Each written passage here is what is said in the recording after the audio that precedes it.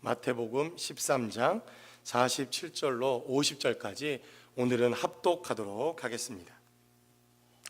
47절부터 우리 다 같이 한 목소리로 합독합니다. 또 천국은 마치 바다에 치고 각종 물고기를 모는 그물과 같으니 그물에 가득함에 물가로 끌어내고 앉아서 좋은 것은 그릇에 담고 못된 것은 내버리느니라. 세상 끝에도 이러하리라. 천사들이 와서 의인 중에서 악인을 갈라내어 풀무불에 던져 넣으리니 거기서 울며 이를 갈리라. 아멘. 아멘. 우리는 계속해서 이 천국의 비유의 말씀을 통해서 하나님이 주시는 천국의 원리와 그리고 우리가 어떻게 이 땅의 삶을 살아가지만 천국 백성으로서의 삶을 살아갈 것인가에 대한 메시지를 이 천국 비유를 통해서 여러분들과 함께 나누고 있습니다. 사실 계속되는 이 천국 비유를 통해서 제가 여러분들에게 누차 강조하고 누차 여러 차례 이야기했던 내용은 이 천국의 비유가 저와 여러분들이 살아가고 있는 이 일상의 삶과 전혀 무관하거나 동떨어져 있는 비유가 아니라고 하는 것입니다.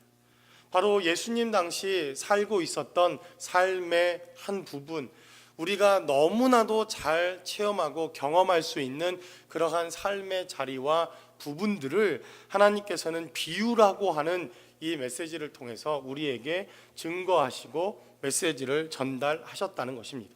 씨를 뿌리는 비유나 겨자씨의 비유나 혹은 누룩의 비유나 그리고 보화를 발견한 어느 농부의 비유나 그리고 값진 진주를 발견하기 위해서 자신의 삶의 자리를 드리고 있었던 이 장사치의 비유도 우리와 전혀 상관없는 그러한 삶의 모습이 아니라 우리가 일상적으로 접할 수 있는, 일상적으로 볼 수 있는, 아니 흔하게 어쩌면 이 이스라엘의 삶의 자리에서 그들이 접할 수 있었던 삶의 자리를 하나님은 비유라고 하는 이 비유를 통해서 우리에게 천국에 대한 메시지를 주셨다는 것입니다.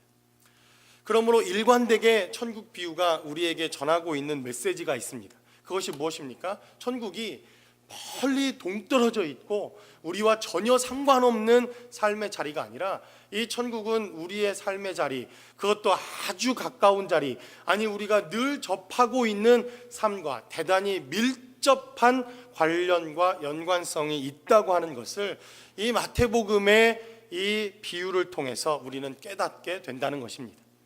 앞으로 계속해서 마태복음은 이 천국의 비유를 여러 차례 증거하고 있는데 그 어떤 비유도 우리의 일상과 우리의 삶의 자리에 전혀 동떨어진 부분이 없이 우리의 일상을 통해서 체험하고 경험하고 우리가 쉽게 만날 수 있는 삶의 영역들을 하나님께서 비유라고 하는 이 비유를 통해서 말씀하시고 깨닫게 하시고 우리에게 가르쳐 주셨다는 것입니다. 그러므로 이 천국의 비유를 통해서 우리는 앞으로 다가올 천국을 바라보고 이 천국 백성으로 어떻게 살아갈 것인가 하는 것도 대단히 중요한 메시지지만 그러나 이 천국이 우리에게 가져다 주고 있는 우리 일상의 삶의 자리도 대단히 중요한 메시지다 하는 것을 우리는 이 천국 비유를 통해서 깨닫게 됩니다. 우리는 지난 시간 감추인 보화와 그리고 또 진주 하나를 애타게 찾고 있는 이 비유를 통해서 천국의 메시지를 함께 나누었습니다.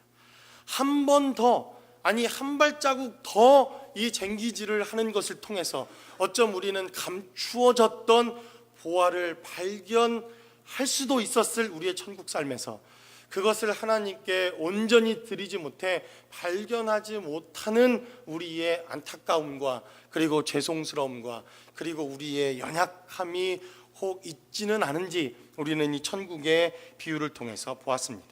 마치 장사치가 이 보물을 얻기 위해서 날마다 수고하고 또 묻고 그리고 좋은 진주를 찾아 헤매다가 한 번 더 자신의 수고와 한 번 더 좋은 진주를 찾기 위해 하나님 앞에 수고하는 수고를 멈춤으로 자신에게 주어졌던 이 천국의 귀한 것들을 얻지 못하는 우리의 어리석음과 우리의 부족함은 혹 없는지 우리는 이 말씀을 통해서 함께 나누어 보았습니다.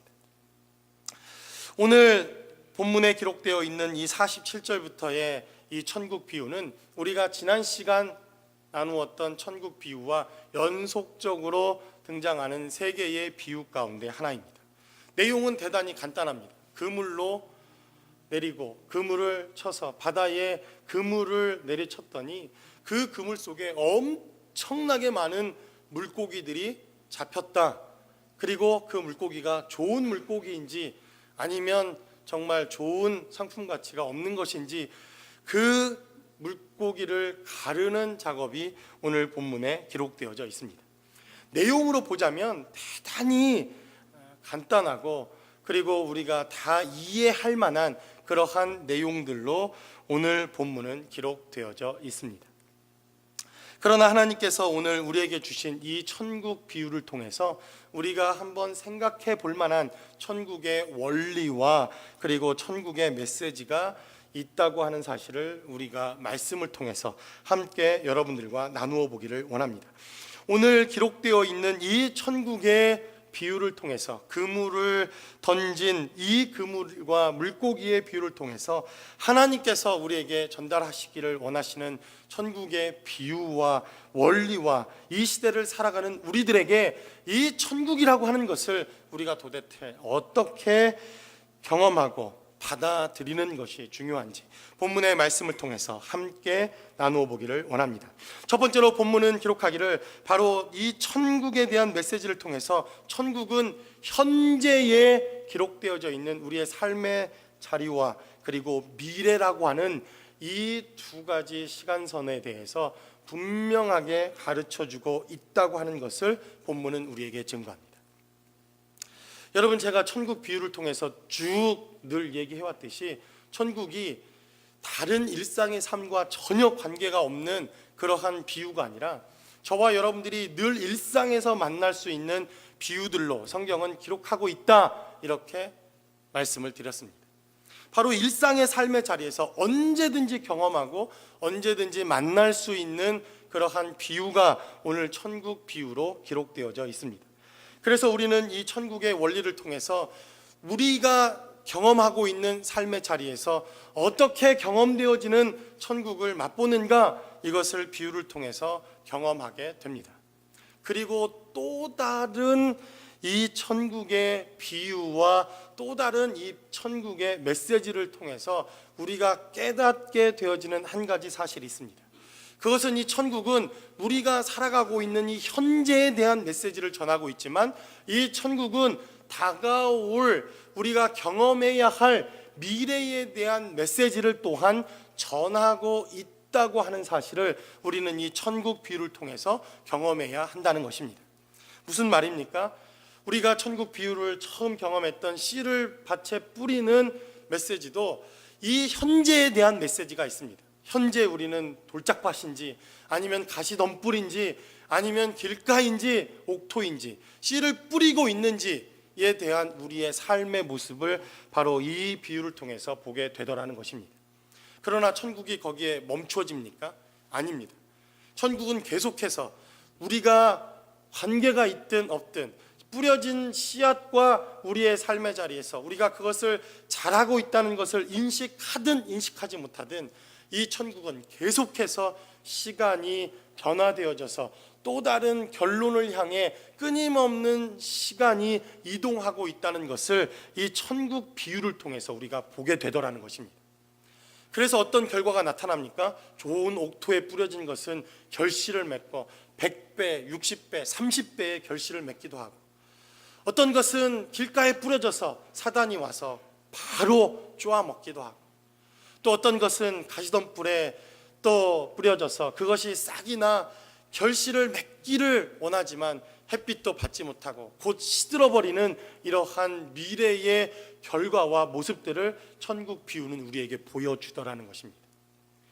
그래서 이 천국 비유를 통해서 우리가 깨닫는 대단히 중요한 메시지는 이 현재의 삶을 살아내고 있는 우리의 삶의 모습을 통해서 반드시 언젠가 우리가 마주하게 될 천국의 미래의 시간선에 대해서 성경은 우리에게 증거하고 있고 우리에게 전달하고 있다는 것입니다. 다른 말로 하면 지금 살아가고 있는 현재의 모습 속에서 우리가 미래에 다가올 천국을 바라볼 수 있는가 없는가의 문제를 바로 이 천국 비유를 통해서 우리에게 전달하고 있다는 것입니다. 그래서 사실 이 천국은 두 가지의 개념을 우리가 균형 잡힌 시각으로 바라보는 것이 필요합니다. 현재 내가 어떻게 살고 있는가, 이 삶을 통해서 우리는 과연 다가올 천국을 어떻게 준비하고 있는가, 우리는 이 현재의 삶 속에서 과연 다가올 미래의 천국의 삶을 잘 준비하고 분명하게 경험하고 분명하게 체험해야 할 천국을 우리는 이 현재 삶 속에서 정말로 경험하고 있는가의 모습을 본문은 우리에게 보여주더라는 것입니다. 오늘 본문도 우리에게 보여주는 현재의 모습은 무엇입니까? 그물을 내렸더니 그 그물을 통해서 엄청나게 많은 물고기가 잡혔다는 것입니다. 하나님의 나라에 부름을 받고 하나님의 부르심을 통해서 많은 영혼들이 그물에 갇혀오는, 그물에 잡혀오는, 그리고 하나님 나라의 초청을 받는 이러한 현재의 삶의 자리가 우리 가운데 있다는 것을 이 비유는 보여줍니다. 근데 이 비유의 미래는 어떻게 진행됩니까? 그 물고기가 좋은 물고기인지 그 물고기가 나쁜 물고기인지 반드시 하나님의 심판과 마지막 하나님의 그 사역을 통해서 세상 끝에도 이러하리라. 천사들이 와서 의인 중에서 악인을 갈라내어 풀무불에 던져 넣으리니 거기서 울며 이를 갈리라 라고 하는 마지막 때에 대한 메시지가 분명히 기록되어져 있다는 것입니다. 그래서 성경은 일관되게 우리에게 증거하기를 이 우리의 신앙의 시간선은 처음이 있고 그 처음과 함께 마지막을 향해서 끊임없이 달려가고 있는 우리의 시간에 대한 개념을 성경은 우리에게 증거합니다. 세상 사람들의 시간은 어떻습니까? 원입니다. 그래서 돕니다. 내가 새로 태어나기도 하고 내가 또 개가 되기도 하고 이 땅에서 공덕을 잘 쌓으면 내세에 훨씬 더 좋은 것들로 태어난다고 하는 영겁의 세월의 시간을 이야기합니다. 여러분이 영겁의 세월의 시간이 어떤 시간인지 제가 여러분들에게 한번 설명을 드린 적이 있죠. 집채만한 바위가 있는데 옷깃을 스쳐서 이 바위가 닳아 없어지는 시간이 1겁의 시간입니다. 그런데 이게 영겁의 시간이니 얼마나 엄청난 시간입니다. 그 세월을 돌고 또 돌아서 저와 여러분들이 지금 이 자리에 있다고 하는 것이 세상이 말하는 일반적인 시간의 선입니다. 그러나 성경이 말하는 일관적인 시간에 대한 타임라인은 원이 아니라 선입니다. 처음이 있고 마지막이 있고 처음 시작했던 메시지가 있고 끝이 있고 하나님이 천지를 창조하시고 그러나 그 천지를 창조하신 것에 대한 심판과 결론이 있고 하나님이 우리를 창조하신 창조의 메시지가 있다면 마지막 날 하나님께서 저와 여러분들을 심판하시는 영원한 심판의 메시지, 그래서 어느 순간 창조의 때부터 알파와 오메가가 되시는 하나님의 그 시간에서부터 시간은 계속해서 마지막 하나님의 때를 향해서 저와 여러분들이 어떠한 일과 상관없이 시간은 그렇게 흘러가고 있다는 것입니다. 이것이 성경이 일관되게 우리에게 증거하고 있는 메시지입니다. 그래서 이 천국 비유를 통해서 우리가 살아가고 있는 이 어느 시점, 이 선에서 마지막을 향해 달려가고 있는 우리의 삶의 자리를 보고 있는가, 이것이 성경이 일관되게 이야기하고 있는 메시지입니다. 그래서 아담도 그 천국을 보았고 아브라함도 그 천국을 보았고 모세도 그 천국을 보았고 여호수아도 다윗도 성경에 기록되어 있는 수많은 사람들이 바로 그 천국을 향해서 끊임없이 달려가는 어느 한 시점의 사건들을 성경은 기록해 놓고 있습니다. 그래서 우리 다음 세대, 그 다음 세대, 그 다음 세대, 그 다음 세대도 동일하게 우리가 바라보고는 그 어느 미래의 천국, 우리가 반드시 도달해야 할 그 미래의 어느 시점의 천국을 우리는 끊임없이 지향하는 것으로 바로 이 천국의 메시지는 우리에게 전달되더라는 것입니다. 그것이 성경의 일관되게 우리에게 균형 잡힌 메시지로 증거하고 있는 메시지입니다. 두 번째로 성경은 우리에게 증거하기를 바로 이 천국에 대해서 하나님이 말씀하시면서 쓰임받는 그물에 대한 메시지를 하나님은 우리에게 증거합니다. 오늘 본문은 기록하기를 그물이 바로 천국과 같다 이렇게 말합니다. 47절의 메시지를 통해서 또 천국은 마치 바다에 치고 각종 물고기를 모으는 그물과 같다 이렇게 하나님께서 말씀하셨습니다. 그물과 같다는 것입니다. 물고기를 잡는 그물과 같다, 이것이 천국이다 이렇게 말씀하셔서 저는 지난 몇 주간 동안 이 그물에 대해서 묵상하면서 하나님의 말씀을 함께 나누기 위한 여러 가지 자료들을 좀 한번 찾아보는 시간을 또 갖기도 했습니다. 그랬더니 한 가지 참 재미난 사실을 발견한 것이 많은 영화들이 또 등장을 하고 예수님 당시에 이러한 영화들을 꼭 만들면서 빠지지 않는 장면 하나가 있는데 바로 예수님께서 베드로를 부르시는 장면 혹은 물고기를 잡는 장면들이 꼭 영화 가운데 등장하는 것을 보지 않습니까? 그런데 거기에 고증 하나가 잘못된 게 하나 있다는 것을 발견했습니다. 거기서 배를 끌고 나가 그물을 내리는 어부들의 그물이 너무 현대적입니다. 우리가 사용하고 있는 그물과 별반 다름이 없는 그물을 사용하는 것을 보았습니다. 그래서 과연 진짜 저런 그물이 쓰였을까? 제가 주석도 찾아보고 자료도 찾아보고 여러 가지 그때 당시에 있었던 그러한 기록들을 살펴보았더니 지금 쓰고 있는 이러한 좋은 그물이 나온 지 사실 얼마 되지 않았다는 것을 알았습니다.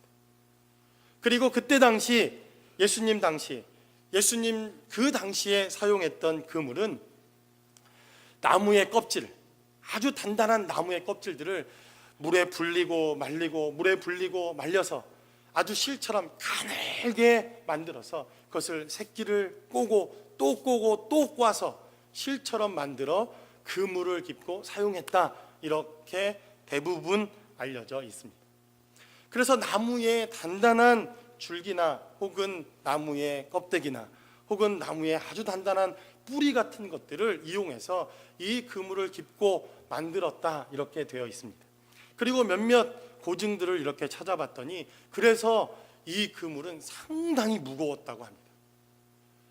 그냥 그 자체로도 무거운데 여러분 그물을 내린다는 게 무엇입니까? 물속 깊은 곳에 던지는 것 아닙니까? 그러면 이 그물이 물을 빨아들여서 그렇잖아도 무거운데 이 물을 빨아들인 그물은 엄청나게 무거웠다 이렇게들 설명을 합니다.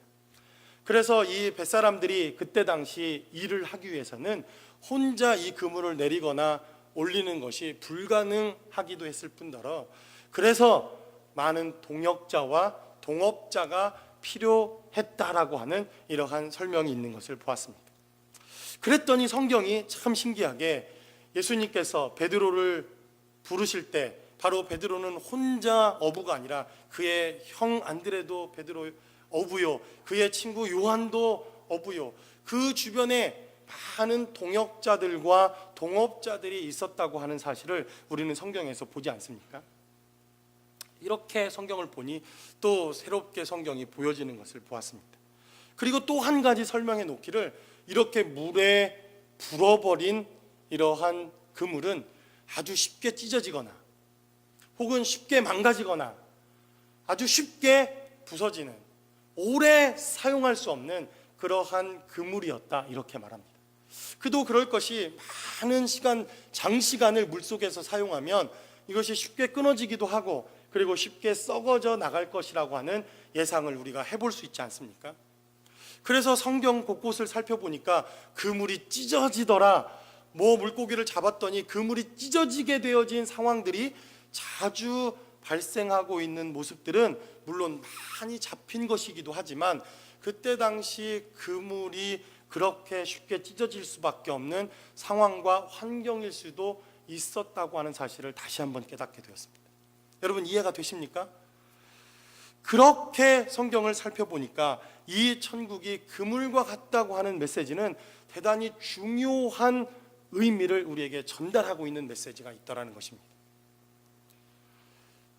좋은 그물, 완벽한 그물, 완전한 도구가 아니라 언제든지 찢어질 수 있고 조악하기 그지없고 사람의 손으로 만들어졌지만 이것이 언제 풀어 헤쳐질지도 모르는, 찢어질지도 모르는, 금방 망가져 버릴지도 모르는, 아니 물속에 장기간 집어넣으면 언제 썩어져 없어져 버릴지도 모르는 대단히 조약하고 대단히 불완전한 형태의 그물이 바로 이 당시 쓰임받았던, 이 당시 어부들이 사용하던 그물이었다는 것입니다. 그런데 오늘 본문이 기록하고 있는 이 그물을 자세히 살펴보면 대단히 중요한 메시지 하나를 우리에게 전달합니다. 또 천국은 마치 바다에 치고 각종 물고기를 모으는 그물과 같으니 그물에 가득함에 물가로 끌어내었다, 성경은 말합니다. 어느 어부가 이 그물을 사용하느냐에 따라서 그물의 형태, 그물의 상황, 그가 갖고 있는 퀄리티와 상관없이 이 그물이 그물로서의 역할을 감당할 수 있다고 하는 대단히 중요한 메시지 하나가 이곳에 기록되어져 있는 것을 보게 됩니다. 누가 그물을 사용하느냐에 따라서 이 그물에 많은 각종 물고기들이 그 그물에 가득하였다, 성경은 이렇게 증거하고 있다는 것입니다. 그래서 성경을 살펴보니까 빈 그물을 던졌던 제자들의 이야기를 우리는 발견하지 않습니까? 누가복음 5장은 주님께서 베드로를 부르셨던 메시지를 우리는 발견할 수 있습니다. 너는 더 멀리 나아가서 그물을 내리라, 이렇게 말씀하는 주님의 명령을 따라 베드로는 밤새도록 그물을 내렸지만 단 하나의 물고기도 잡지 못했던 그의 자리에서 그는 주님의 명령을 따라 더 깊은 곳에 그물을 내리기 시작합니다. 그 이전까지 어떤 일이 있었습니까? 밤새워 그물을 내렸음에도 불구하고 물고기를 한 마리도 잡을 수 없었던 베드로였는데 주님의 말씀에 의지하여 그물을 내렸더니 어떤 일이 발생합니까? 그물이 찢어지도록 그 배가 가라앉을 만큼의 물고기가 잡히는 역사가 있었다는 것입니다. 성경은 말합니다. 우리의 삶의 자리가 바로 이 그물과 같다는 것입니다. 누구의 손에 붙들려 있는가? 누가 우리를 붙들고 있는가? 누가 우리를 사용하고 있는가? 누구에 의해서 이 그물이 내려지고 있는가에 따라 이 그물은 그의 가지고 있는 삶의 모습과 상관없이, 그가 가지고 있는 형태와 상황과 상관없이 얼마든지 쓰임받고 그물로서의 역할을 감당할 수 있는 은혜와 능력이 바로 우리의 삶의 현장 속에 있다고 하는 사실을 본문은 우리에게 증거하고 있더라는 것입니다. 그래서 이 그물이 낡았는지 찢어졌는지, 곧 못쓰게 되어졌는지, 곧 썩어져서 없어지게 될 것인지, 그것과 상관없이 주인의 손에 붙들린 이 그물을 통해서 얼마든지 각종 물고기와 그리고 그곳에 담아야 할 하나님의 나라와 하나님의 일들이 가득하게 되어지는 현재성, 이것을 바로 이 그물과 물고기의 비유를 통해서 우리에게 전달하고 있더라는 것입니다. 저는 이 말씀을 묵상하면서 참 하나님께 좀 위로가 됐습니다. 제가 지난 2달 동안 왜 이렇게 아픈지, 좀 나은 듯 하면 또 그냥 도지고, 나은 듯 하면 또 감기가 다시 독감이 도지고, 거의 2달간 제가 아프기도 하고 좀 헤매기도 하고 그러지 않았습니까?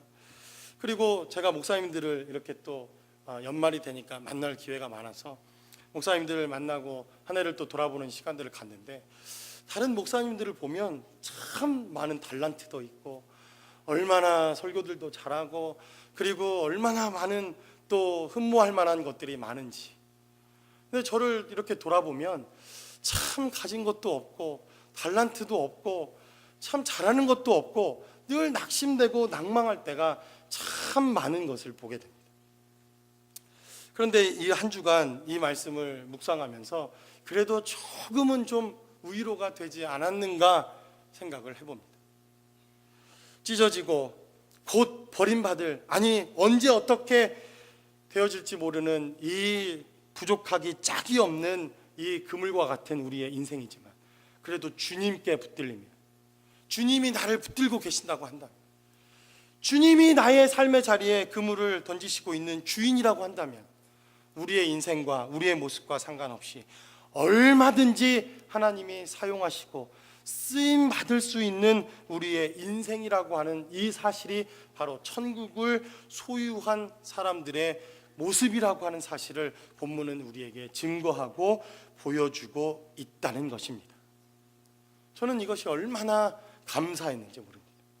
얼마나 다시 한번 하나님 앞에 기도하며 또 하나님을 의지하는 삶의 자리인가라는 생각을 해보게 됩니다. 참 좋은 그물과 같은 그러한 모습을 갖고 있는 많은 목사님들, 교회들, 형편들을 살펴보다가 저를 바라보면 구멍이 숭숭숭 뚫린 것 같고 웬 놈의 빈자리는 이렇게 많은지 정말 뭐 하나 뽕뽕 뚫린 것 같지 않습니까? 도대체 이 그물로 뭘 잡을 수 있을지 늘 안타까운 마음과 늘 애타는 마음으로 바라보는 교회의 모습들, 그러나 주님께 붙들리기만 한다면, 주님이 우리를 붙드시기만 한다면, 주님의 손에 붙들리기만 한다면 비록 보잘것없어 보이는 우리의 삶의 모습을 통해서도 우리는 얼마든지 하나님의 일을 감당하고도 남음이 있을 것이라고 하는 이러한 축복의 메시지가 바로 이 천국의 메시지더라 하는 것을 우리는 깨닫게 되더라는 것입니다. 마지막으로 본문은 우리에게 증거합니다.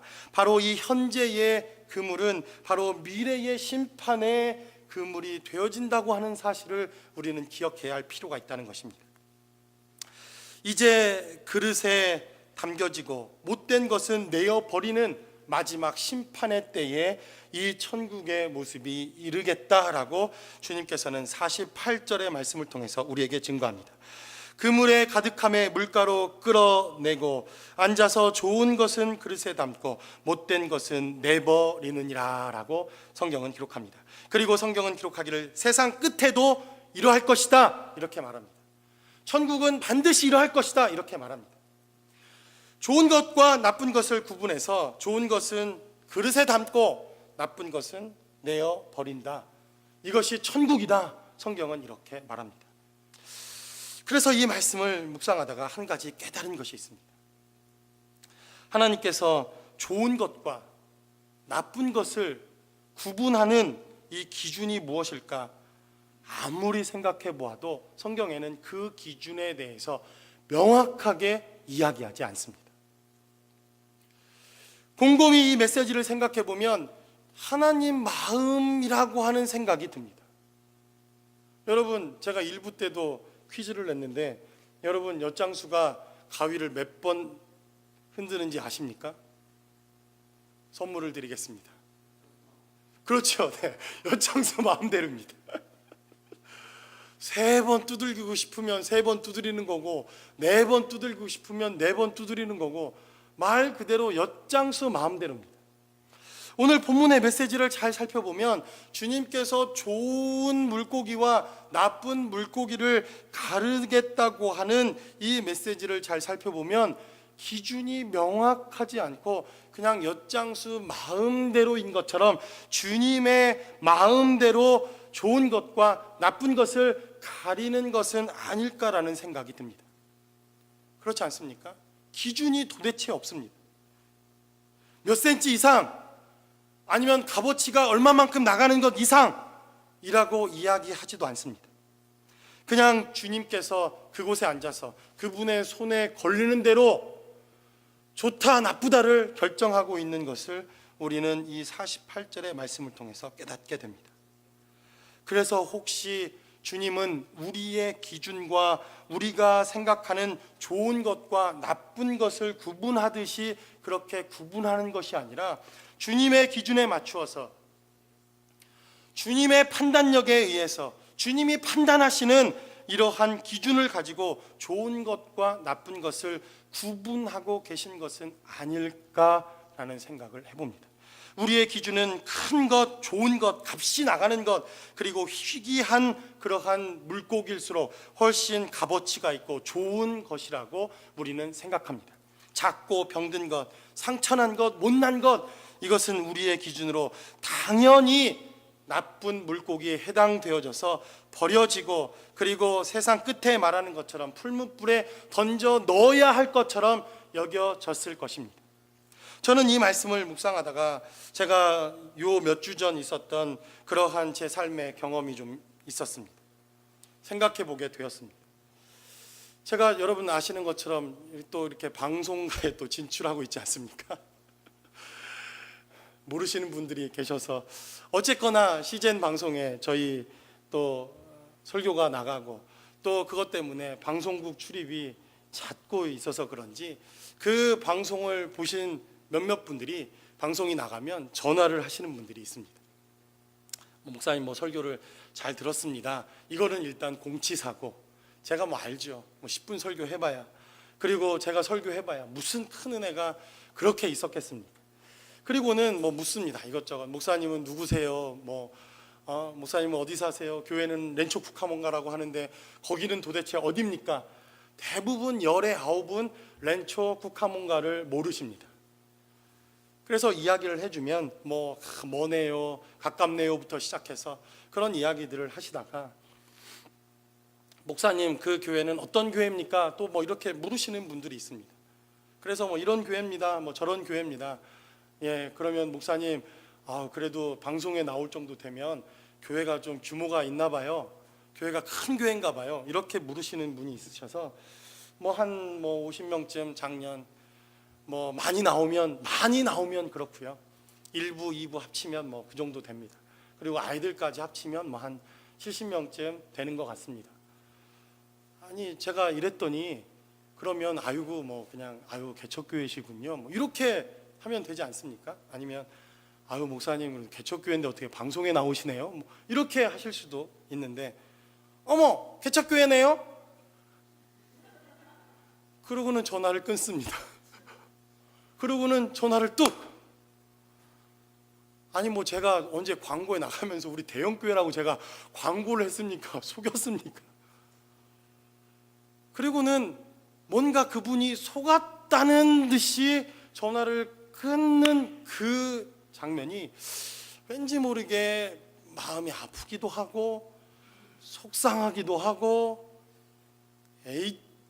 번호가 남아 있으니까 리턴 콜을 해서 너는 뭐냐 한마디 해주고 싶은 마음도 막 생기고, 여러 가지 마음이 교차하는 그런 생각을 갖게 되었습니다. 마음이 누군들 대형교회 하고 싶지 않나, 누군들 많은 교회가 부흥해서 보다 더 좋은 교회, 보다 더 괜찮은 교회 하고 싶지 않은 목사가 어디 있을까? 아니 대형교회도 처음부터 다 대형교회인가? 거기도 다 개척교회부터 시작해서 우여곡절을 겪고 시간이 흘러 하나님이 주시는 은혜대로 부흥하는 교회가 되었겠지. 어느 한순간 대형교회로 참 속상한 마음으로 그렇게 전화를 끊고 설교 준비를 하다가 너 왜 속상해하냐 하는 주님의 음성이 들려오기 시작합니다. 속상하지 않습니까 주님? 개척교회네요. 제가 큰 잘못이라도 했습니까? 그런 마음이 드는 거예요. 그런데 이 메시지를 살펴보니까 주님의 판단과 가치는 우리가 생각하는 것과 다를 수도 있겠다고 하는 하나님의 아주 조그만 위로가 제 마음 가운데 있는 것을 보게 되었습니다. 우리의 가치와 우리의 판단으로는 좋은 물고기, 큰 물고기, 감나가 보이는, 누가 보아도 좋은 것을 좋은 그릇에 담는 것이 당연할 것이라고 여겨졌지만, 그러나 오늘 본문에 기록되어져 있는 메시지는 좋아 보이는 것, 커 보이는 것, 큰 것, 누구나 다 인정하는 가치 있는 것을 좋은 그릇에 담았다, 이렇게 성경은 이야기하고 있지 않다는 것입니다. 어쩌면 우리의 판단과 우리의 생각과 우리의 가치관은 완전히 다르게 주님, 이게 좋은 물고기라고요? 이게 좋은 거라고요? 제가 보기에는 저게 훨씬 더 값나가는 것 같은데 왜 이것은 좋은 그릇에 담고 왜 저것은 값어치 없는 것에 담았습니까? 우리는 어쩜 이렇게 주님 앞에 반문하는 그러한 시간선에 설지도 모른다는 것입니다. 아니, 더 나아가 세상 끝 주님께서 의인과 악인을 가르치는 바로 그날, 누가 보더라도 저 사람은 하나님이 의인이라고 생각했을 사람, 누가 보아도 저 교회와 저 목사님, 저 성도들은 의인이라고 하나님께서 인정해 주실 법한 가치가 있고 크고 대형 교회이고 누가 보기에도 번듯한 그러한 모습이었음에도 불구하고 저 사람들이 좋은 그릇에 담아 있지 못하는, 아니 그리고 누가 보더라도 가치 없다고 여겨지고 값어치 없다고 생각되어지고 누가 보아도 존재감조차 없었던 그 누군가를 주님은 좋은 그릇에 담아 놓아서 지극히 저와 여러분들이 당황스러운 삶의 현장을 혹시 맞이하게 되지는 않을까라고 하는 생각을 해보게 됩니다.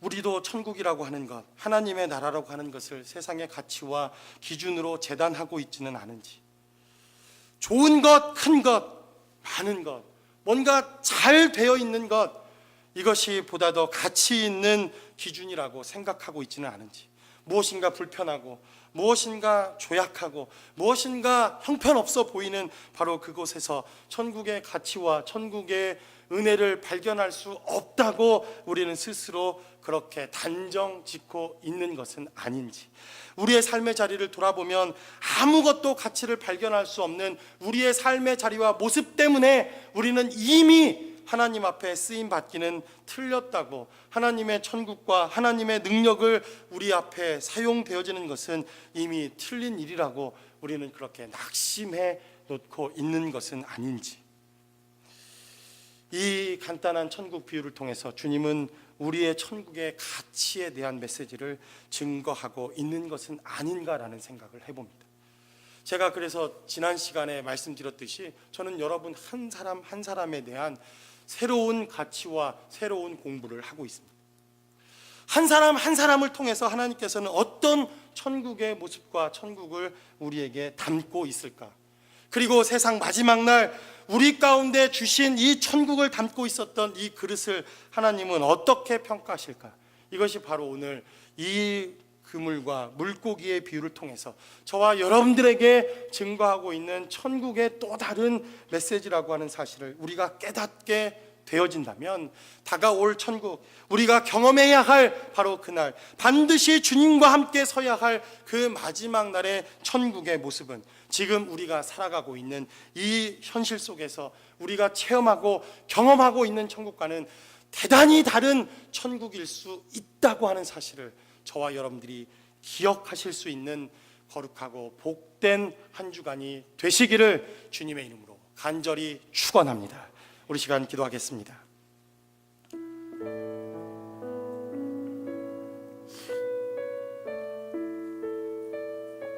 우리 시간 한 목소리로 다 같이 기도할 때 우리가 바라보는 천국, 우리가 또 소망하는 천국, 어쩌면 우리가 기대하는 삶의 이 천국이 진짜로 우리가 경험해야 할 이 천국의 가치를 잃어버리고 혹시 세상의 기준과 세상의 방법대로 살아가고 있는 것은 아닌지, 그것 때문에 우리가 정말 소유해야 할 천국을 우리는 놓치고 있는 것은 아닌지, 성경은 우리에게 이 천국의 진짜 가치를 발견한 우리의 삶의 자리를 우리에게 증거하기 위해서 천국의 비유를 우리에게 증거하고 있습니다. 하나님, 우리의 삶의 자리에서 이 천국을 발견할 수 있게 도와달라고, 정말 이 가치 있는 천국을 우리가 발견하며 하나님 앞에 씨름하는 삶을 살 수 있게 달라고, 하나님 이 말씀 붙들고 우리가 한 주간 고민하고 씨름하는 삶의 자리가 될 수 있게 달라고, 우리 시간 다 같이 한 목소리로 기도하겠습니다.